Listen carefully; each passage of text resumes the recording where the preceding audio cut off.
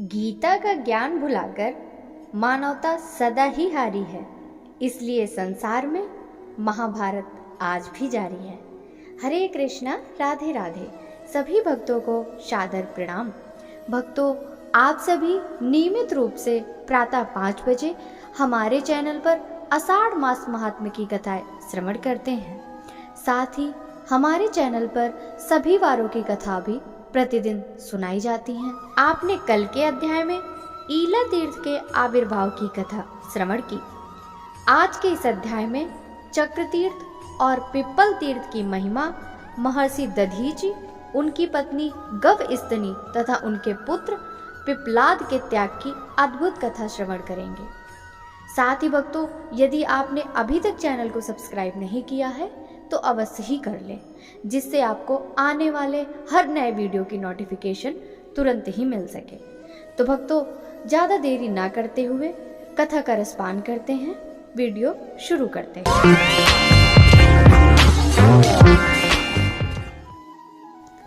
ब्रह्मा जी कहते हैं, चक्र तीर्थ ब्रह्म हत्या आदि पापों का नाश करने वाला है।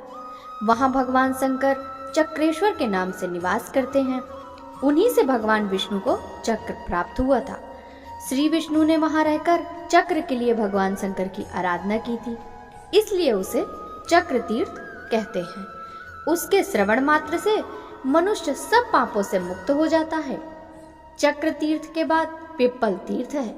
उसकी महिमा का वर्णन करने में शेष नाग भी समर्थ नहीं है। नारद चक्रेश्वरी पिपलेश्वर हैं। उनके नाम का कारण सुनो। दधीचि नाम से विख्यात एक मुनि थे। वे सभी उत्तम गुणों से सुशोभित थे। उनकी पत्नी श्रेष्ठ वंश की कन्या और पतिव्रता थी। उनका नाम गवस्तनी था। वे लोपामुद्रा की बहन थी। दधीचि की पत्नी सदा भारी तपस्या में लगी रहती थी।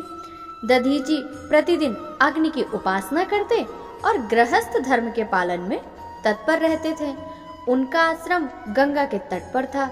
वे देवता और अतिथियों की सेवा किया करते थे। अपनी पत्नी में अनुराग रखते और शांत भाव से रहते थे। उनके प्रभाव से उस देश में शत्रुओं और दैत्य दानों का आक्रमण नहीं होता था। एक दिन की बात है, दधीचि मुनि के आश्रम पर रुद्र, आदित्य, अश्विनी कुमार, इंद्र, विष्णु, यम और अग्नि पधारे। वे दैत्यों को परास्त कर वहां आए थे और उस विजय के कारण उनके हृदय में हर्ष की हिलोरें उठ रही थी। मुनिवर दधीचि को देखकर सब देवताओं ने प्रणाम किया। दधीचि भी देवताओं को देखकर बहुत प्रसन्न हुए।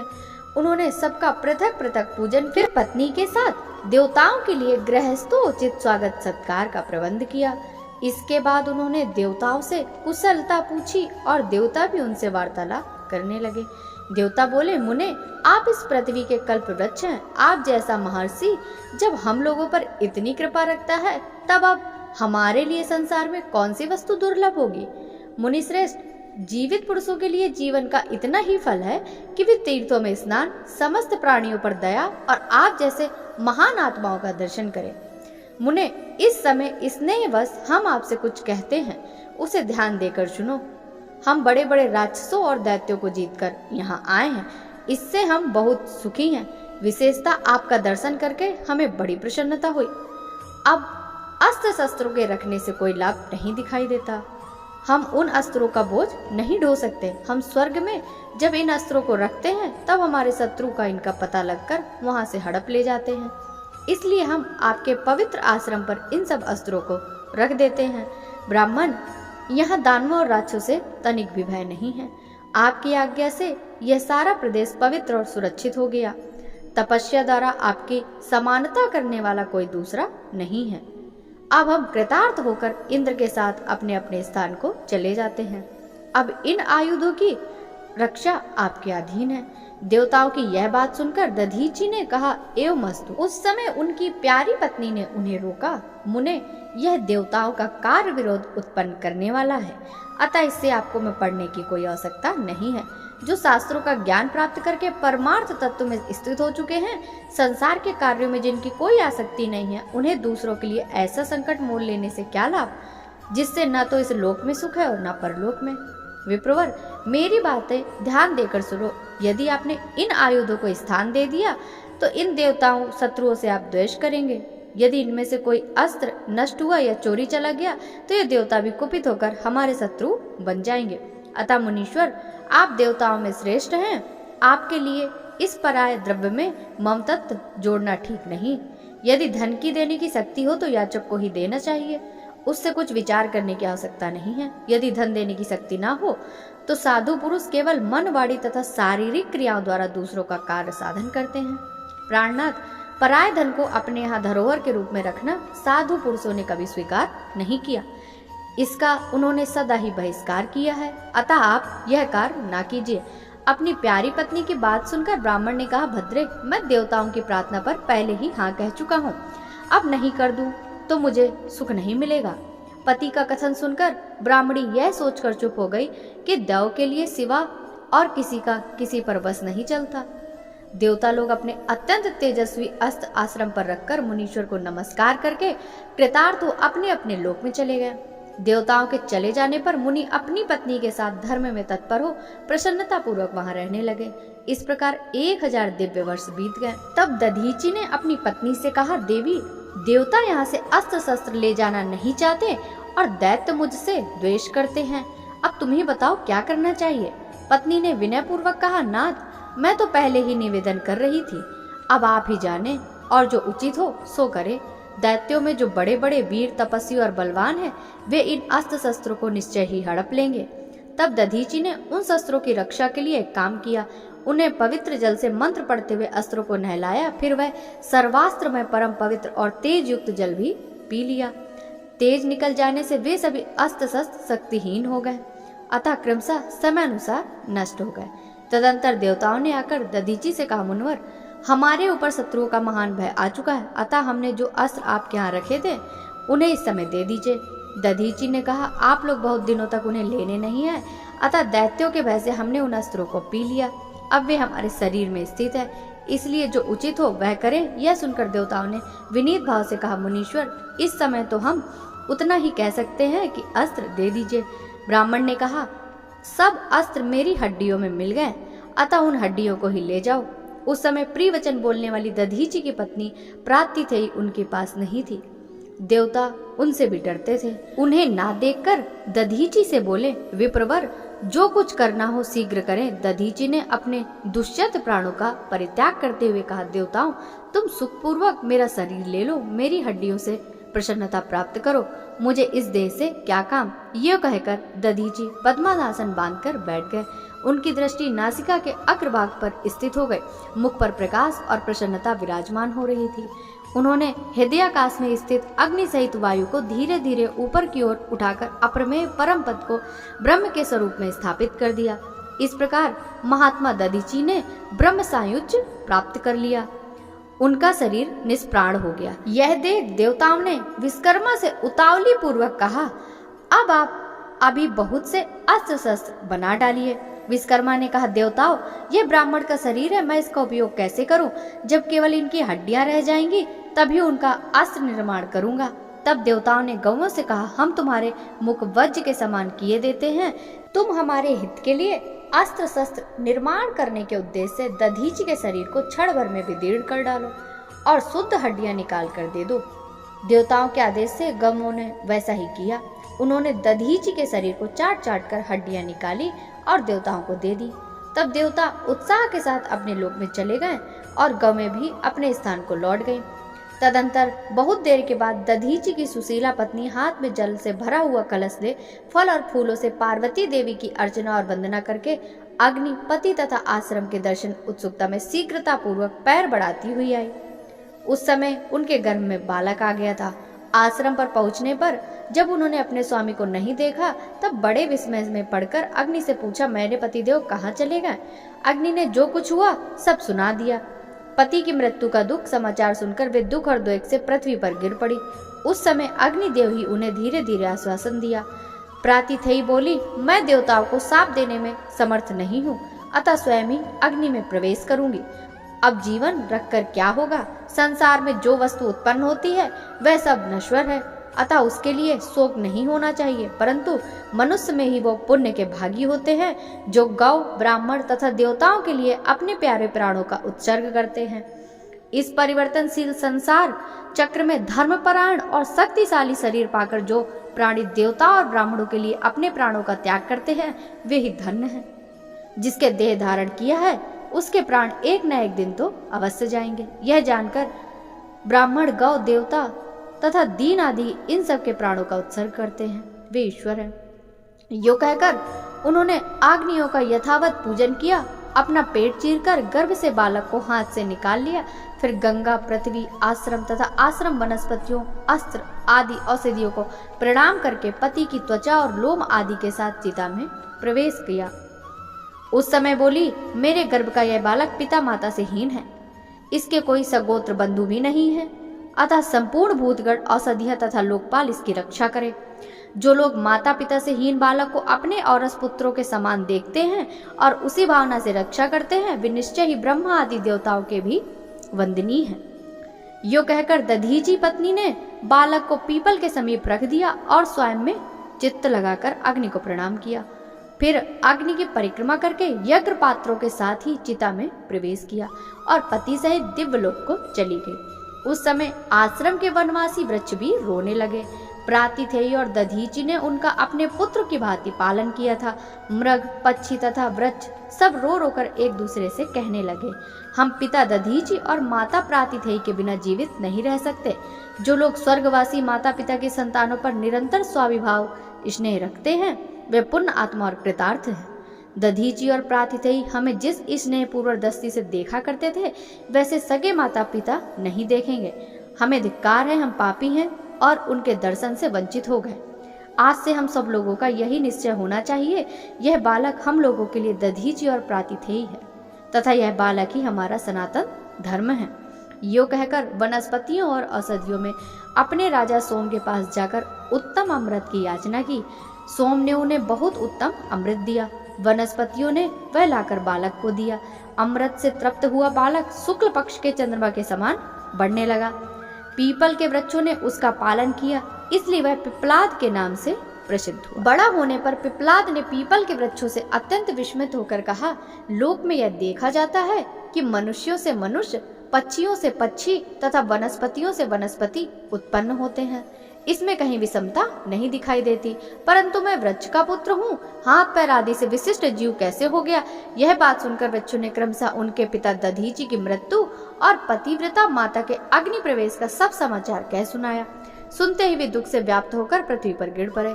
उस समय वृक्षों ने धर्म और अर्थयुक्त वचन कहकर उन्हें संतावना दी। आशाशत होने पर उन्हें औषधियों और वनस्पतियों से कहा, जिन्होंने मेरे पिताजी की हत्या की है मैं उनका वध करूंगा, अन्यथा जीवित नहीं रह सकता। जो पिता के मित्र और शत्रु होते हैं उनके साथ पुत्र भी वैसा बर्ताव करता है। जो ऐसा करता है वही पुत्र है, इसके विपरीत आचरण करता है वह पुत्र के रूप में शत्रु माना जाता है। तब वृक्षों ने कहा, महादूते, तुम्हारी माता ने परलोक में जाते समय यह उद्धार प्रकट किया, जो दूसरों के द्रोह में लगे रहते हैं, जो अपने कल्याण की बातें भूल जाते हैं तथा वो ब्राह्मणचित होकर इधर उधर भटकते हैं, वे नरक के गड्ढे में गिरते हैं। माता की कही हुई बात सुनकर पिप्पलाद कुपित होकर बोले, जिसके अंतःकरण में अपमान की आग प्रज्वलित हो रही हो उसके सामने साधुता की बातें व्यर्थ है। फिर उन्होंने भगवान चक्रेश्वर महादेव के स्थान पर जाकर उनसे कहा, मुझे तो शत्रुओं का नाश करने के लिए कोई शक्ति दीजिए। पिप्पलाद के इतना कहते ही भगवान शंकर के नेत्रों से भयंकर कृत्या प्रकट हुई। उसकी आकृति घोड़ी के समान थी। संपूर्ण जीवों का विनाश करने के लिए उसने अपने घर में भयंकर अग्नि छिपा रखी थी। मृत्यु की लपलपाती हुई जीव के समान वह महारौद्र रूपा भीषण कृत्या पिप्पलाद से बोली, बताओ मुझे क्या करना है? पिप्पलाद ने कहा, देवता मेरे शत्रु हैं, उन्हें खा जा। फिर तो उस बड़वा के गर्भ से महाभयंकर अग्नि प्रकट हुई जो समस्त लोगों का प्रलय करने में समर्थ थी। देवता उसे देखते ही धर्रा उठे और पिप्पलाद द्वारा आधारित पिप्पलेश नाम से प्रसिद्ध भगवान शिव की शरण में आए। उन्होंने भयभीत होकर शिव की स्तुति करते हुए कहा, शंभो, आप हमारी रक्षा करें। कृत्या उससे प्रकट हुई आग से बड़ा कष्ट दे रही है। सर्वेश्वर, आप भयभीत मनुष्य को अभय देने वाले हैं। शिव, जो सब ओर से सताए हुए पीड़ित तथा शांतचित प्राणी हैं, उन सब की आप ही शरण है। जगन में आप पिप्पलाद को शांत कीजिए। बहुत अच्छा कहकर जगदीश्वर शिव ने पिप्पलाद के पास आकर उनसे कहा, बेटा, कार्य की सिद्धि के लिए आपने प्राण दिए हैं। संसार में उनके समान दीन दुखियों का दयामय बंधु कौन होगा? तुम्हारी पतिव्रता माता भी उनके साथ दिव्य लोक में चली गई। यहाँ उनकी समता करने वाली कौन स्त्री है? क्या लोपामुद्रा और अरुंधति भी उनकी बराबरी कर सकती हैं? जिनकी हड्डियों से संपूर्ण देवता सदा विजयी और सुखी बने रहते हैं, वे तुम्हारे पिता कितने शक्तिशाली थे। उन्होंने जिस उज्जवल सुयश राशि का उपार्जन किया, उसे तुम्हारी माता ने अपने दिव्य त्याग से अक्षय बना दिया। तुम उन्हीं के पुत्र हो, उनसे बढ़कर तुमने अभी तक कुछ नहीं किया। तुम्हारे प्रताप और भय से आज देवता स्वर्ग से भ्रष्ट हो चुके। वे सोच नहीं पाते कि अब हम किस दिशा को भाग कर जाएं। तुम उन्हें बचाओ, अमरों की रक्षा करो। आर्त प्राणियों की रक्षा से बढ़कर पुण्य कहीं भी नहीं है। मनुष्य लोक में जब तक मनोहर यश फैला रहता है, तब तक एक एक दिन के बदले एक एक वर्ष के क्रम से दीर्घ काल तक स्वर्गलोक में मनुष्य निर्विकार चित्त से निवास करते हैं। इस जगत में वे ही मुर्दे के समान हैं जिन्होंने यश का उपार्जन नहीं किया, वे ही अंधे हैं जिन्होंने शास्त्र नहीं पढ़े, वे ही नपुंसक हैं जो सदा दान नहीं देते, तथा वे ही शोक के योग हैं जो सदा धर्म पालन में संलग्न नहीं रहते। देवादिदेव महादेव जी का यह वचन सुनकर पिपलाद मुनि शांत हो गए। उन्होंने भगवान शिव को नमस्कार किया और हाथ जोड़कर कहा, जो मन, वाणी और क्रिया द्वारा सदा मेरे हित में संलग्न रहकर मेरा उपकार करते हैं तथा उनका अन्य लोगों का हित करने के लिए मैं देवता आदि के पूजनी उमा सहित भगवान शंकर को प्रणाम करता हूँ। जिन्होंने मेरी रक्षा की, हमें पाल पोस कर बड़ा किया, अपना सगोत्र और सहधर्मी बनाया। भगवान शिव उनके मनोरथ पूर्ण करें। मैं बाल चंद्रमा का मुकुट धारण करने वाले महादेव जी को नित्य प्रणाम करता हूँ। प्रभु, जिन्होंने माता पिता की भांति मेरा भरण पोषण किया, उनके नाम से तीनों लोगों के लिए यह तीर्थ हो। उनसे उनका यश होगा और मैं उनके लिए ऋण से ऋण हो जाऊंगा। पृथ्वी पर देवताओं के जो जो क्षेत्र और तीर्थ हैं, उन सब की अपेक्षा इस तीर्थ का अधिक महत्व हो। इस बात को यदि देवता लोग अनुमोदन करें तो मैं उनके अपराध क्षमा कर सकता हूँ। पिपलाद ने यह बात इंद्र आदि संपूर्ण देवताओं के सामने कही और सबने आदर पूर्वक इसका समर्थन किया। बालक पिपलाद की बुद्धि, विनय, विद्या, शौर्य, बल, साहस, सत्य भाषण, माता पिता के प्रति भक्ति तथा भाव शुद्धि को जानकर शंकर जी ने उनसे कहा, बेटा, जो तुम्हारा अभिष्ट हो उसे बताओ, वह तुम्हें अवश्य प्राप्त होगा। तुम अपने मन में अन्यथा विचार न करना। पिपलाद बोले, महेश्वर, जो धर्मनिष्ठ पुरुष गंगा जी में स्नान करके आपके चरण कमलों का दर्शन करते हैं, उन्हें समस्त अभिष्ट वस्तुएं प्राप्त हों और शरीर का अंत होने पर वे शिव के धाम में जाएं। नाथ, मेरे पिता और माता आपके चरणों में पड़े थे। ये पीपल और देवता भी आपके स्थान में आकर सुखी हुए हैं। ये सब लोग सदा आपका दर्शन करें और आपके ही धाम में जाएं। पिपलाद की यह बात सुनकर देवताओं को बड़ी प्रसन्नता हुई। वे उनके भय से मुक्त हो इस प्रकार बोले, ब्राह्मण, तुमने वही किया जो देवताओं को अभिष्ट था। देवादिदेव भगवान शिव की आज्ञा का पालन किया और पहले वरदान भी दूसरों के लिए ही मांगा, अपने लिए नहीं। इसलिए हम भी संतुष्ट होकर तुम्हें कुछ देना चाहते हैं। तुम हमसे कोई वर मांगो। पिपलाद ने कहा, देवताओं, मैं अपने माता पिता को देखना चाहता हूँ। मैंने केवल उनका नाम ही सुना है। संसार में वे ही प्राणी धन्य है जो अपने माता पिता के अधीन रहकर उनकी सेवा शुश्रूषा करते हैं। अपनी इंद्रियों, शरीर को, कुल शक्ति और बुद्धि को माता पिता के कार्य में लगाकर पुत्र कृतकृत हो जाता है।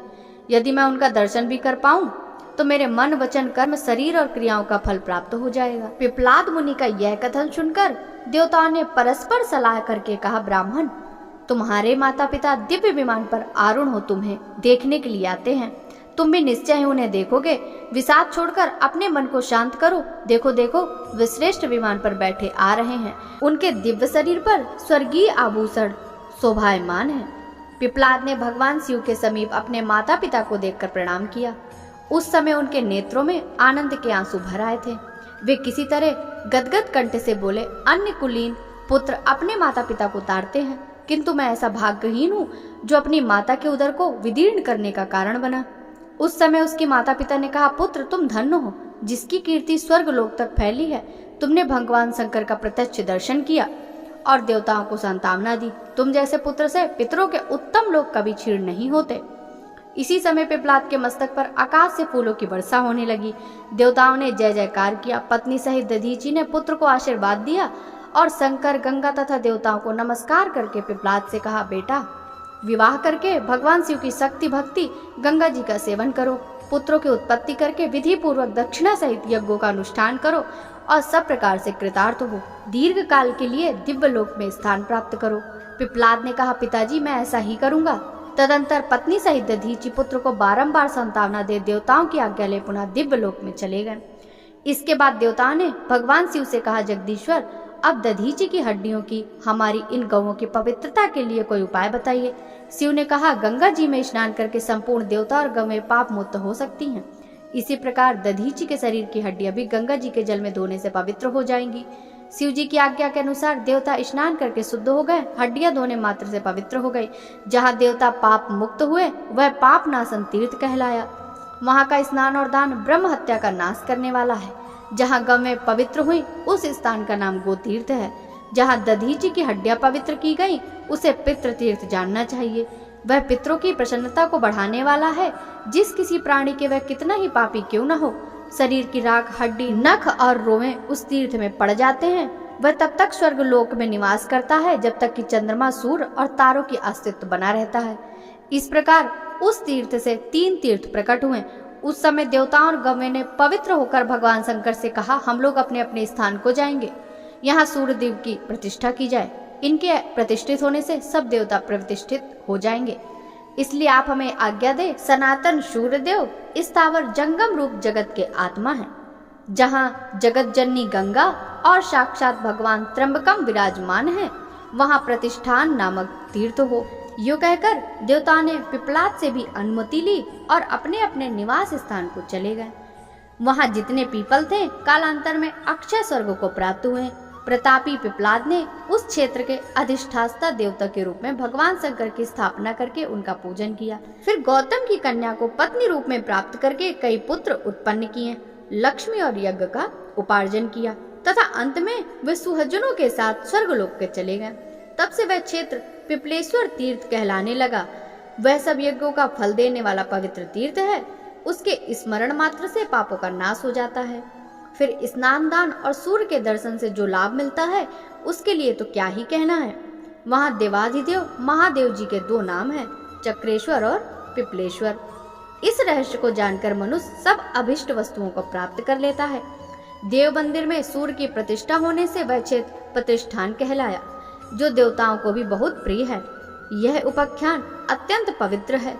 जो मनुष्य इसका पाठ अथवा श्रवण करता है वह दीर्घजीवी, धनवान और धर्मात्मा होता है तथा अंत में भगवान शंकर का स्मरण करके उन्हीं को प्राप्त कर लेता है। नाग तीर्थ के नाम से जो प्रसिद्ध क्षेत्र है वह सब अभिष्ट वस्तुओं को देने वाला है तथा मंगलमय है। भगवान नागेश्वर निवास करते हैं। उनके महात्म्य की विस्तृत कथा भी सुनो। भक्तों, आगे की कथा का वृतांत हम कल के अध्याय में श्रवण करेंगे। यदि आपको आषाढ़ मास महात्म्य की कथाएं अच्छी लग रही हों तो आप वीडियो को लाइक करें। साथ ही वीडियो को ज्यादा से ज्यादा भक्तों के साथ शेयर करें, जिससे आपकी भक्ति निरंतर बढ़ती रहे। कल के अध्याय में नाग तीर्थ, मातृ तीर्थ, अविघ्न तीर्थ और शेष तीर्थ की महिमा का वृतांत की कथा श्रवण करेंगे। आज के लिए बस इतना ही। भक्तों, सभी को हरे कृष्णा, राधे राधे, हरि बोल।